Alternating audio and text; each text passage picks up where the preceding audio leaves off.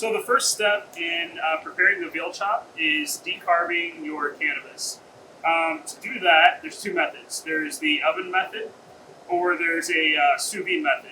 And by sous vide, I like to use that term loosely because you don't have to have the fancy machine or the Privac bags. You can actually just use a Ziploc bag. Like this is the bag that my cannabis actually came in. So I'm just going to drop this into boiling water. You'll want to boil this for 90 minutes. And so you'll need to have a little backup water ready to go when your water level runs too low. So we're going to go ahead and drop this in and get it going.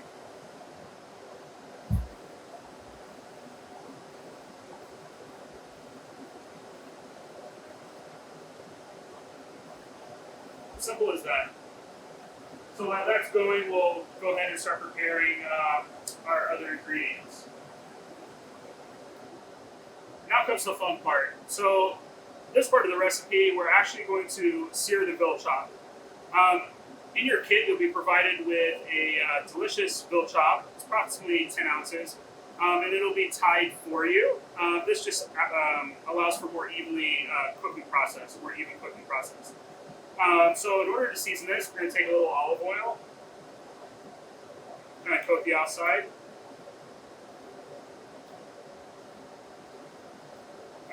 We're going to take a little fine sea salt, also coat the outside. And then some freshly cracked white pepper.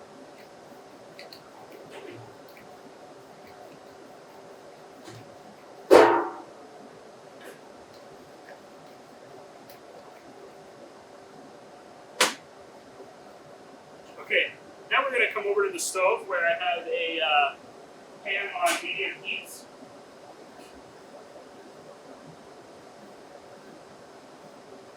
If your veal chop is nice and oiled, you don't need any residual oil in the pan because what you're trying to do is create a sear on the outside or a nice golden color. That adds flavor.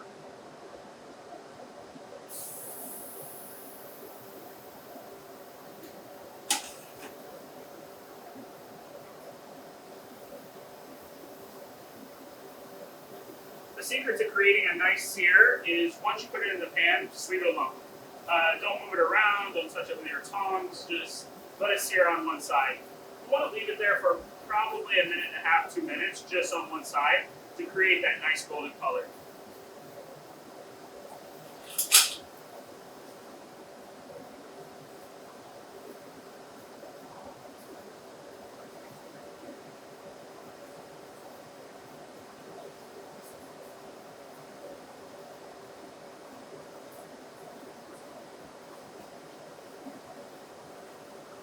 Right, after your 1.5, 2 minutes has lapsed, you're going to want to turn it over.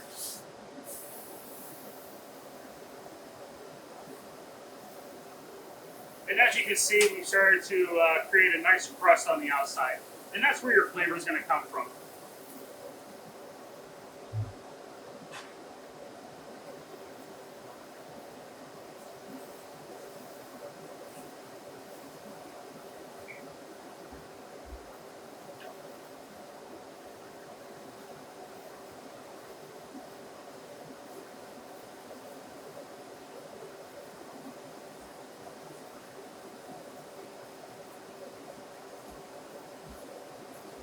Once you sear both sides of the veal chop, you're going to want to turn it on its end so that you can sear around the outer edge as well.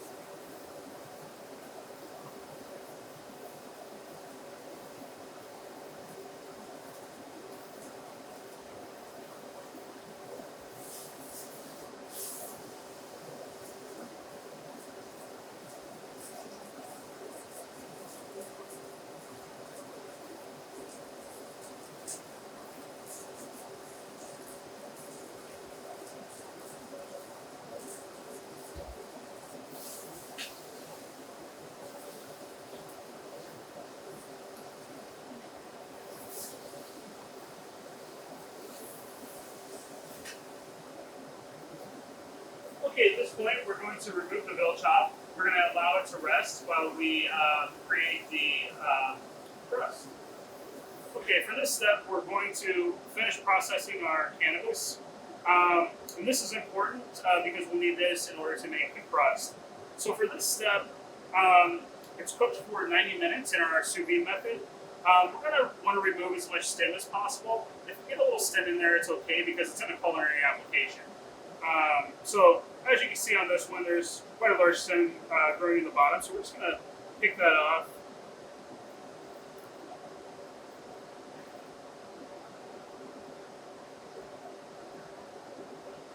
I'm going to put that guy to the side.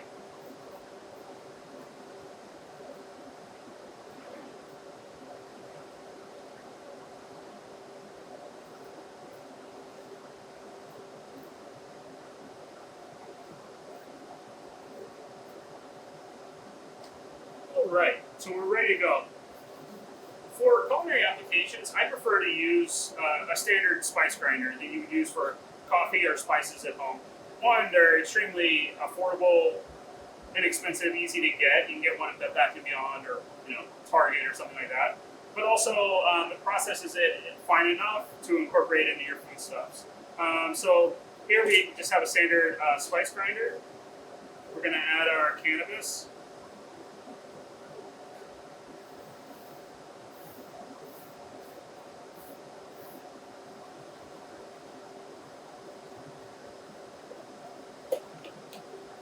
Lid on, obviously, and just grind.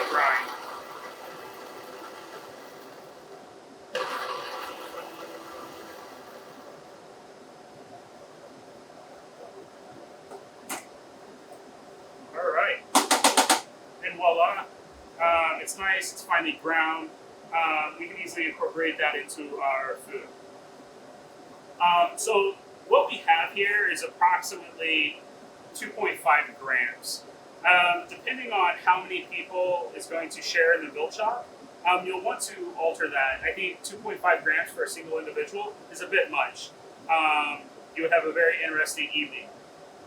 I think 1 gram, I wouldn't go over that per person, especially in a single course. Also keep in mind, theoretically, you're having cannabis throughout your entire meal and or an alcoholic beverage, so that would also alter your experience. So definitely keep an eye on how much you're putting in there. So I'm going to use probably 2/3 of this. That way, it's approximately 1 gram per person, and I think the veal chop is a perfect size to share for 2 people. Okay, this part of the recipe, we're going to put together our crust. We're going to want to start with softened butter, which will be provided with your kit. This can be softened by allowing it to sit out at room temperature overnight, or just giving it a few seconds in your microwave. Be careful that you don't actually melt it, because then that's going to make your crust very oily. Next, we're going to add our finely chopped onions.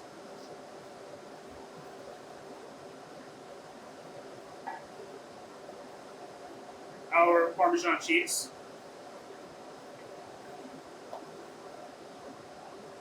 Finely chopped rosemary. Our panko crumbs. Some fine sea salt.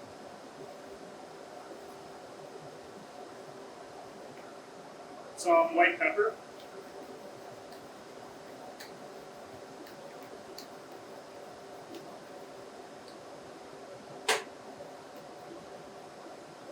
And then we're going to add our cannabis.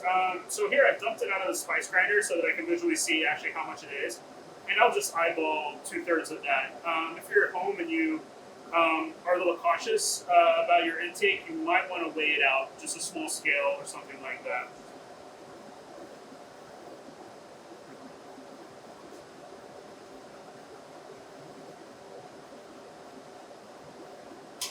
And just like that. So in this particular application, I have a copious amount of butter in there. When you're cooking with cannabis, you're going to want to use a lipid. And a lipid is just a fancy word for fat. So use it in an infused olive oil or incorporate it into a butter. Or in the case of the classic brownie, it's incorporated into the cocoa butter. But you'll need that fat component in order to bind to the THC to carry it throughout your system.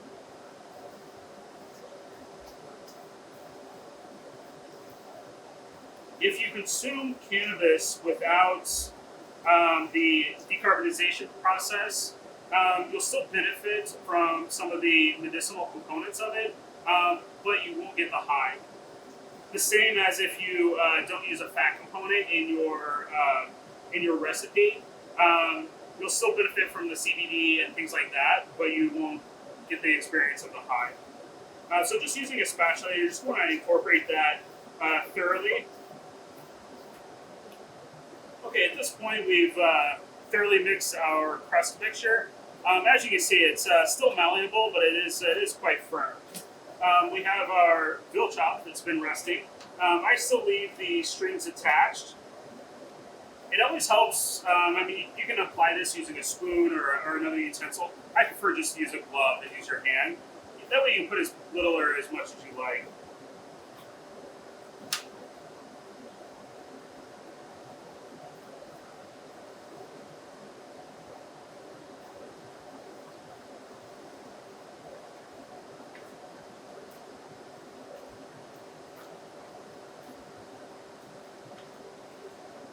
The great thing about this recipe is it's very lasts a long time. So whatever you don't use, roll it out into a sheet, pop it into your freezer, and then you can revisit it for another dish, perhaps with chicken, or maybe a topping for pasta or vegetables.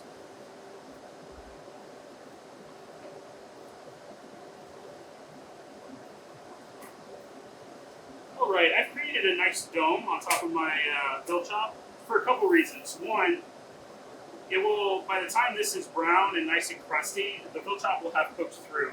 I prefer to cook mine medium rare to medium, and so I've applied enough crust so that they'll both be finished cooking at the same time.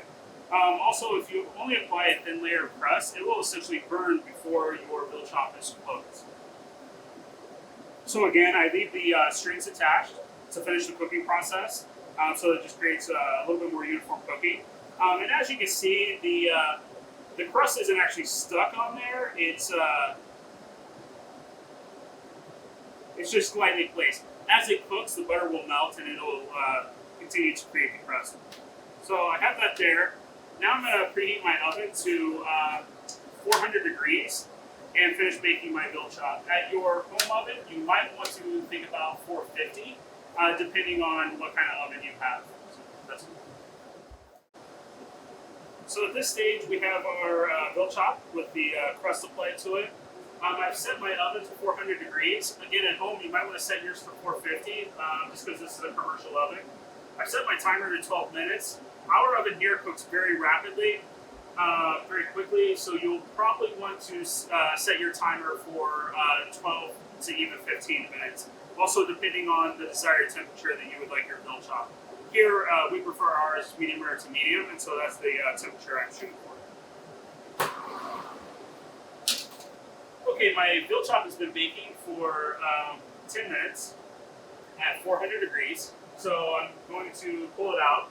Another good indicator is just keeping an eye on your crust. Once your crust has achieved like that nice golden brown color, you'll probably want to take it out, allow it to rest. Keep in mind when you rest meat, it will actually rest one temperature up from whatever temperature you take it out at.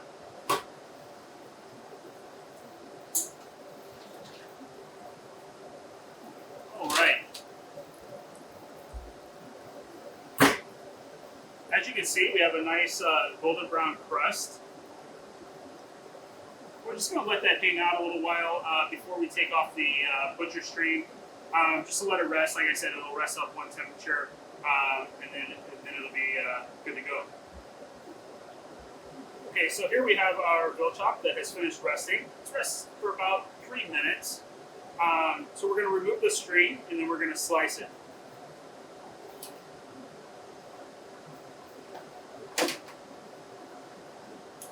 To remove the string, just some standard kitchen scissors works great. Just a little snip.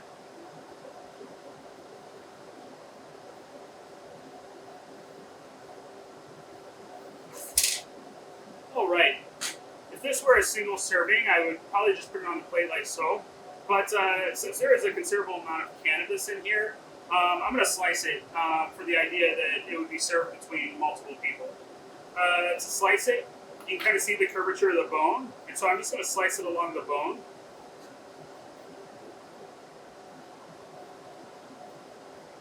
A little bit of the crust fell off, but that's okay.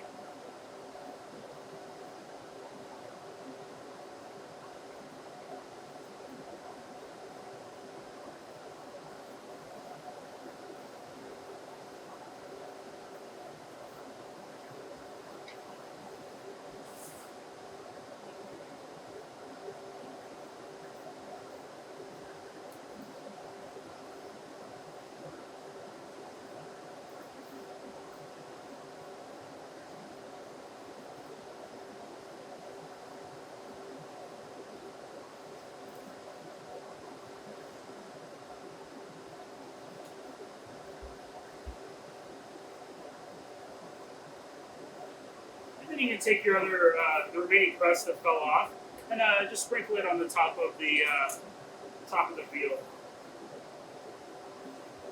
like so.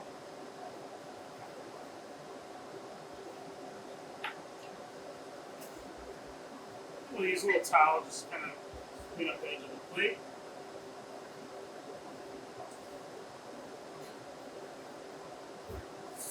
And there you have it.